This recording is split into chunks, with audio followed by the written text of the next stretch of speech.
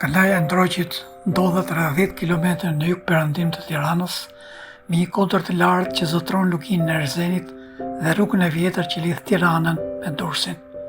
Ka qenë një pikë shumë e rëndësishme strategjike në antikitet dhe mesjet, sepse kontrollonte kalimin midis Durrësit, qendër kryesore tregtare, dhe qyteteve të brendshëm të Shqipërisë.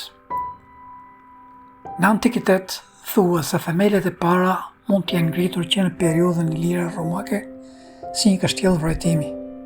Në mesjet, kalaja përmendet në dokumente bizantine dhe më vonë në ato osmane. Ishte pjesë e sistemit mbrojtës të Durrësit.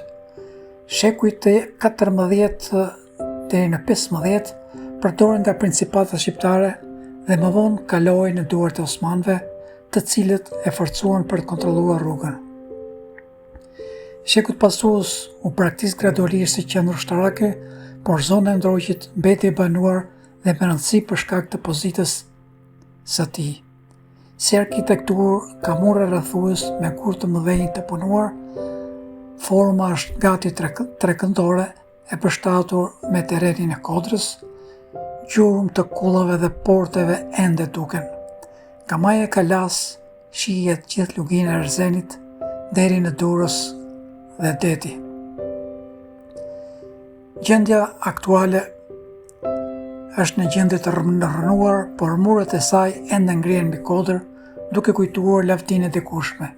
Ka interes për të ruajtur dhe restauruar si pjesë e trashëgimisë kulturore kombëtare dhe për ta kthyer në një destinacion turistik historik, pasi ofron një panoramë të bukur, një lidhje të fortë me historinë e Tiranës dhe Shqipërisë. Kalaja e Ndroqit është një nga monumentet më të rëndësishme të trashëgimisë historike në Shqipëri, që mbart supe sheku historie, lavdije dhe rrëfimesh të lidhur me mbrojtjen e trojave shqiptare. Si vendodhje, kalaja ndodhet në majtë një kodre strategjike në fshatin Ndroq, rreth 12 kilometra në jug-perëndim të Tiranës. Pozitat e saj, maja e lartë ofron një pamje të gjerë mbi rrugën që lidh Durrësin me kryeqendrën e hershme të Arbërisë dhe mëtej me pranë e vendit. Pikërisht kjo pozitë strategjike e bëri një pikë kyçe kontrollin mbi qarkun tregtar dhe ushtarak.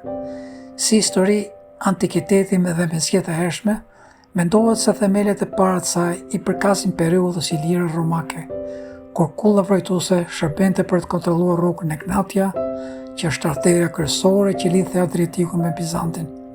Në mesjet, kështjella mori formën e plot si një qendër e fortifikuar.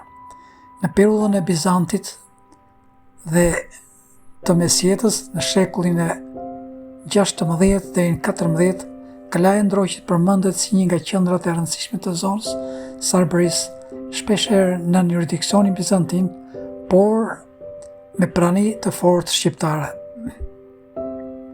Në kohën e principatave shqiptare të shekullit të 14, ajo ka shërbyer si strehë festingëve lokal dhe si mbrojtje për popullin e zonës. Periudha e Skënderbeut të shekullin e 15. Ndroqi ka qenë një pikë strategjike në luftrat e gjerë Kastror-Skënderbeut kundër perandorisë osmane. Kalaja shërbeu si një nga fortesat që ndihmoi në mbrojtjen e Tiranës së hershme dhe rrugës së Durrësit, duke pasur rol të rëndësishëm në mbajtjen e komunikimit ndërmjet fushës dhe malësisë. Në sundimin osman, pas pushtimit osman, kalaja humbi rëndësinë ushtarake graduale, pasi osmanët ngritën fortifikime të tjera. Megjithatë, ajo mbeti një qendër simbolike i qendresës së hershme shqiptare dhe ruajti funksione mbrojtëse lokale deri në shekullin e 17. Ndër shekuj, qendresa shqiptare, kalaja e Ndroqit u bë simboli mbrojtës së rrugëve tregtare dhe trojave shqiptare kundër pushtimeve të huaja.